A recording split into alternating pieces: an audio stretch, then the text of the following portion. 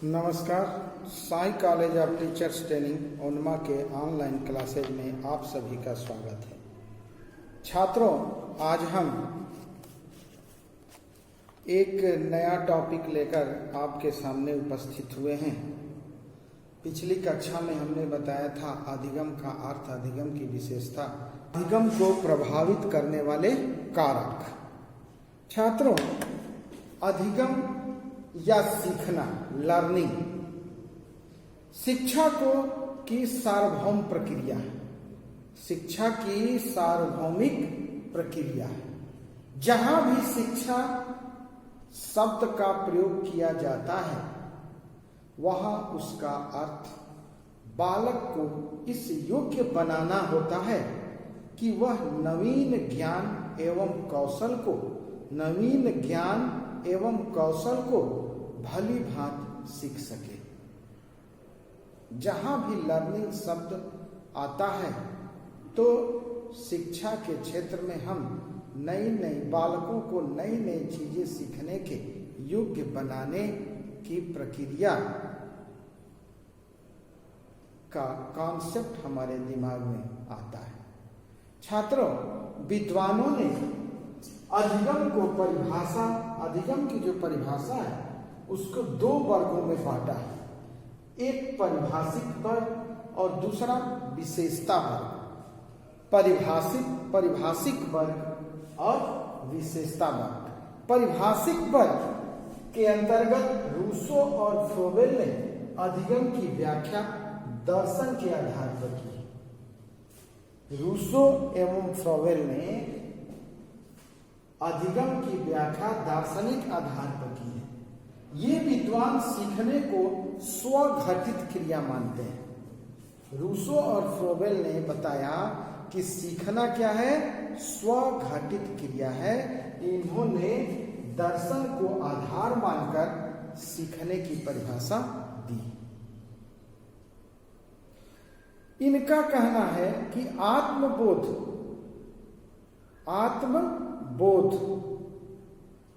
Herbert एक मनोवैज्ञानिक हैं जिन्होंने आत्मबोध विकसित करने पर बल दिया है और उन्होंने बताया कि व्यवहारवादी अधिगम को जैसे आत्मबोध, हर्बर्ट ने आत्मबोध विकसित करने पर बल दिया। व्यवहारवादी अधिगम को व्यवहार का परिमार्जित रूप मानते हैं, व्यवहार परिमार्जन के रूप में अधिगम को मानते हैं। थॉर्नडाइक, गुथरी, पावलोव, हल, स्किनर आदि ने व्यवहार के आधार पर अधिगम की परिभाषा दी। हर एक मनोवैज्ञानिकों ने अपना अधिगम का अपनी परिभाषा दी है, जिसका एक आधार बनाया। किसी ने दार्शनिक आधार बनाया, किसी ने आत्म बोध माना, किसी ने व्यवहार को माना। ये व्यवहारवादी कौन है? थॉर्नडाइक हैं, गुथरी हैं, पावलोव, हल, स्किनर ने व्यवहार को आधार मानकर अधिगम की परिभाषा दी। एक गेस्टाल्टवादियों ने सीखने में सूझ तथा विकास पर बल दिया।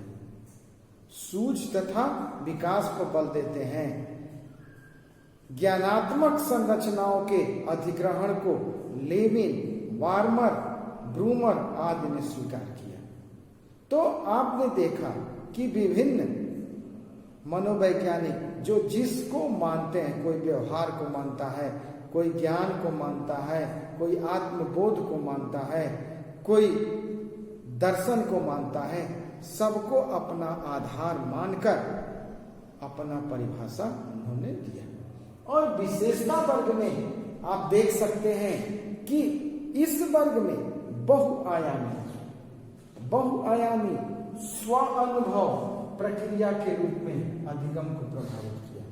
ये जो विशेषता वर्ग है, विशेषता वर्ग में बहुआयामी स्व अनुभव प्रक्रिया के रूप में अधिगम को प्रभावित किया है। इस वर्ग में विशेष योग्यता या कौशल पर सीखने पर बल दिया जाता है। किसमें? विशेषता वर्ग में क्या विशेष योग्यता या कौशल को सीखने पर बल दिया जाता है। ये हो गया विशेषता वर्ग। तो छात्रों, हम देखेंगे इसी के आधार पर सीखने के प्रकार, अधिगम की ये जो परिभाषाएं हैं जो विद्वानों के द्वारा दी गई है, सीखने के इन प्रकारों पर बल देती है। क्या? पहला, संकेत अधिगम। संकेत अधिगम, इसके अंतर्गत पारंपरिक अनुकूलन की प्रक्रियाओं को सीखा जाता है।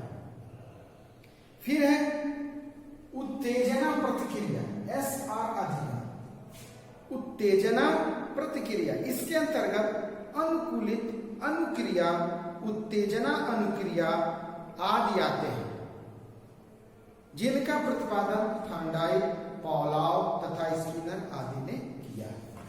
इसके समर्थक कौन कौन है? थांडाइट है, पावलोव है,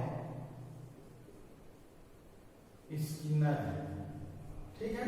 उत्तेजना प्रतिक्रिया, इसमें क्या किया जाता है कि अनुकूलित अनुक्रिया, उत्तेजना अनुक्रिया आदि आते हैं, SR बॉन्ड। फिर है श्रृंखला अधिगम। श्रृंखला अधिगम क्या है? दो या दो से अधिक उत्तेजनाओं या उनकी प्रतिक्रियाओं में संबंध स्थापित किया जाता है। दो से अधिक उत्तेजनाओं या प्रतिक्रियाओं में संबंध स्थापित किया जाता है, उसको बोलते हैं श्रृंखला अधिगम। फिर है शाब्दिक संबंध अधिगम।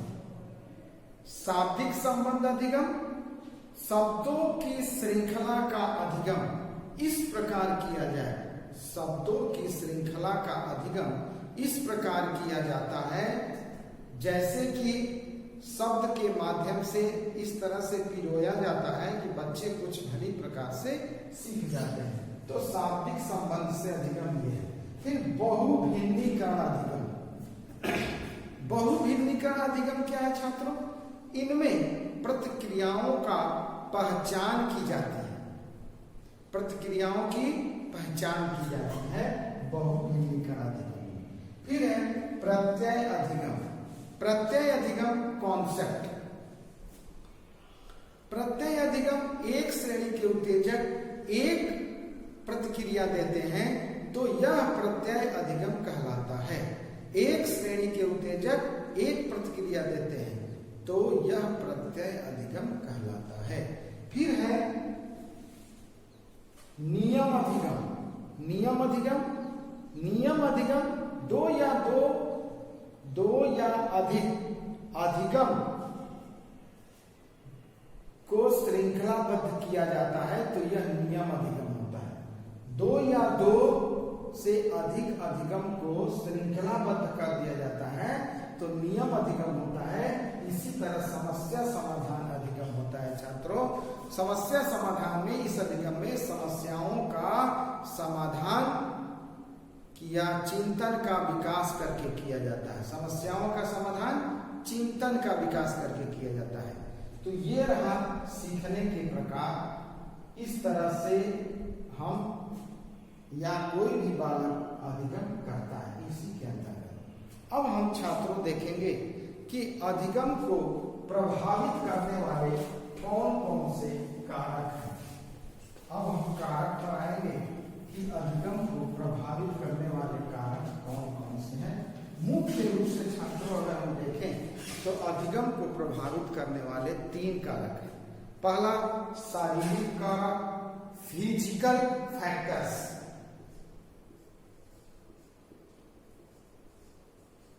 शारीरिक कारक। दूसरा मनोवैज्ञानिक कारक।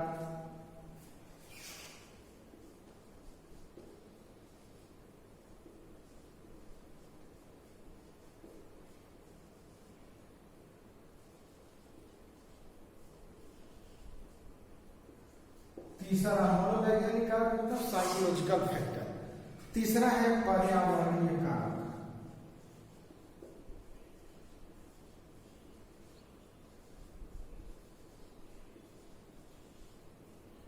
Environmental factor. ठीक है, तो छात्रों इन्हीं सबों के अंतर्गत ये जो 3 कारक है, इन सब के अंतर्गत भी बहुत सारे कारक सम्मिलित हैं इसके अंदर। मुख्य रूप से यही 3 कारक। शारीरिक कारक, जैसे शारीरिक कारक में ज्ञानेंद्रियां जैसे दृष्टि, श्रवण, स्वाद, सूंघना, स्पर्श करना सीखने के आधार प्रदान करती है। ये जो ज्ञानेंद्रियां हैं हमको सीखने का आधार प्रदान करती है। शारीरिक एवं मानसिक स्वास्थ्य तथा परिपक्वता सीखने की क्रिया को प्रभावित करती है। तो एक सिम्पसन महोदय ने बताया है कि अन्य दशाओं के साथ साथ अधिगम की कुछ दशाएं हैं जो कि अगर खराब हुई तो बच्चा अच्छे से अधिगम नहीं करता। इसमें क्या है? उत्तम स्वास्थ्य, रहने की अच्छी आदतें, शारीरिक दोषों से मुक्ति, अध्ययन की अच्छी आदतें, संवेगात्मक संतुलन, मानसिक योग्यता, कार्य संबंध परिपक्वता, वांछनीय दृष्टिकोण और रुचियां, उत्तम सामाजिक अनुकूलन, रूढ़िवादिता और अंधविश्वास से मुक्ति, ये जो है शारीरिक कारण के अंतर्गत आता है। अब है मनोवैज्ञानिक कारक, यानी क्या? Psychological factors. छात्रों, मनोवैज्ञानिक कारकों में सबसे पहला है प्रेरणा। प्रेरणा आता है, प्रेरित करके छात्रों को बहुत कुछ सिखाया जा सकता है। प्रेरणा। फिर है रुचि आता है छात्रों। प्रेरणा, रुचि और समझकर सीखने की इच्छा। समझकर कोई भी चीज अगर आप समझकर सीखते हैं तो आप भूलेंगे नहीं। समझकर सीखने की इच्छा। ठीक, उसके बाद बुद्धि आज सीखने के महत्वपूर्ण कारक है। बुद्धि, ये सब क्या है?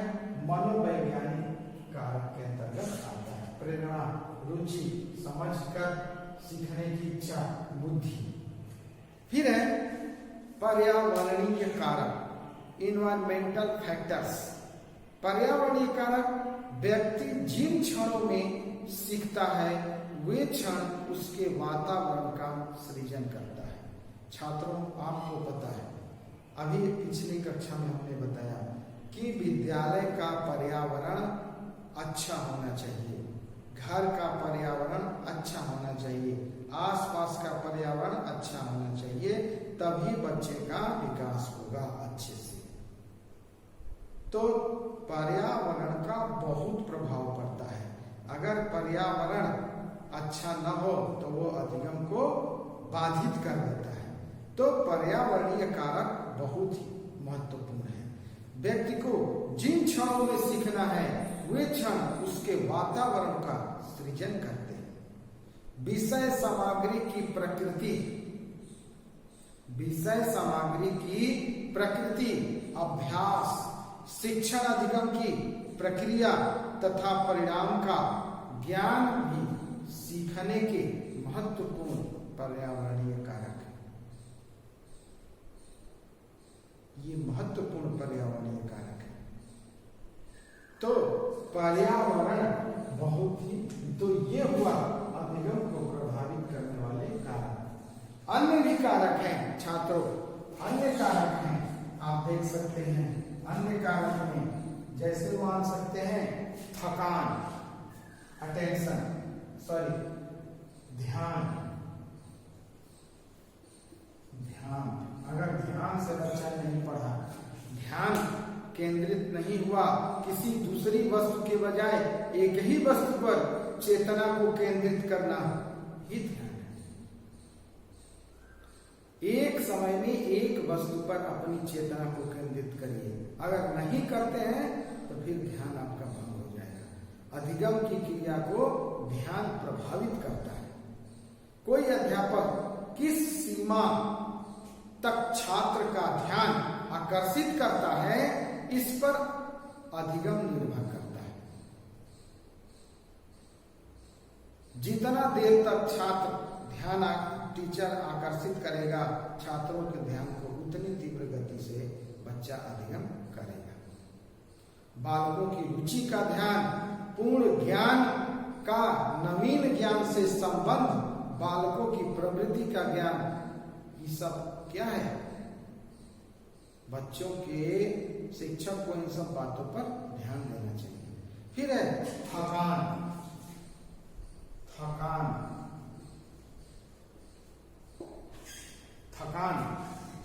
फैटिग्यू। छात्रों, शारीरिक थकान में कई तरह का थकान होता है। थकान शारीरिक तथा मानसिक दोनों होता है। शारीरिक थकान में शरीर के कार्य करने की शक्ति कम हो जाती है और वह कार्य न करके विश्राम करता है। इसी प्रकार मानसिक थकान में मस्तिष्क की काम करने की शक्तियां मंद पड़ जाती है। तो थकान भी अधिगम को प्रभावित करता है। शारीरिक थकान में शिथिलता आ जाती है छात्रों में, जम्हाई आने लगती है, झपकी आने लगती है, आसन बदलना होता है, बदलता रहता है। ये सारी चीजें थकान के अंतर्गत आती है। और मानसिक थकान में सिर में भारीपन आती है, नींद आती है, ये सारी चीजें आती हैं, जिससे छात्रों के व्यवहार में परिवर्तन होने लगता है और वो अच्छे से नहीं सीख पाता है। तो छात्रों, ये रहा थकान, जो कि महत्वपूर्ण कारक है। अब हम देख सकते हैं स्मरण।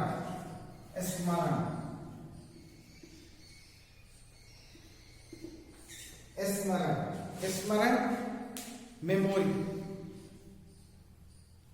अधिगम को प्रभावित करने में स्मरण का बहुत बड़ा योगदान है, विशेष योग है। हम जिन तथ्यों को शीघ्रता पूर्वक याद कर लेते हैं, उन्हें जल्दी अधिगम करना कहते हैं। अगर जल्दी से हम याद कर लिए, समझ लिए, इसका मतलब कि हमने तीव्र गति से अधिगम किया। और अगर जल्दी से नहीं याद होता है, इसका मतलब हमारी स्मरण शक्ति कमजोर है। स्मृति एक आदर्श पुनरावृत्ति है। स्मृति एक आदर्श पुनरावृत्ति है। यह सीखी हुई वस्तु का सीधा उपयोग है। इसमें अतीत के अनुभव को चेतना में लाया जाता है। स्मृति का पहला अंग है सीखना, धारण करना, पुनः स्मरण तथा पहचान इसके अन्य अंग। फिर है छात्रों विस्मरण।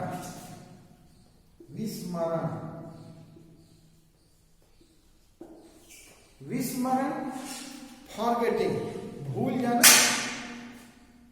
विस्मरण भूल जाना। तो जब सीखी गई बात या क्रिया विस्मरण हो जाती है, तब अधिगम का ह्रास होने लगता है।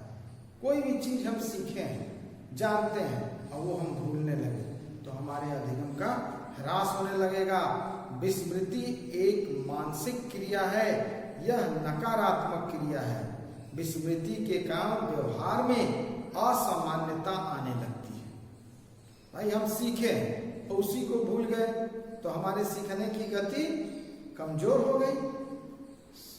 इसी में एक मनोवैज्ञानिक है मन ने कहा कि सीखी हुई बात को स्मरण रखने या पुनः स्मरण करने की असफलता को विस्मृति कहते हैं।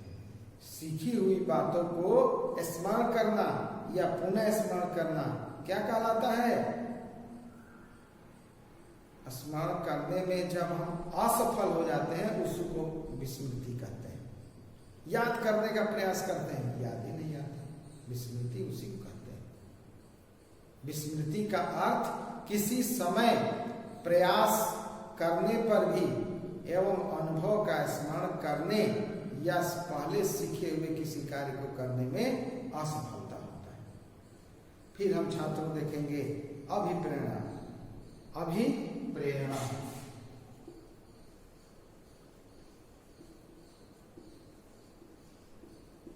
अभिप्रेरणा मोटिवेशन। छात्रों ये तो बहुत ही महत्वपूर्ण है।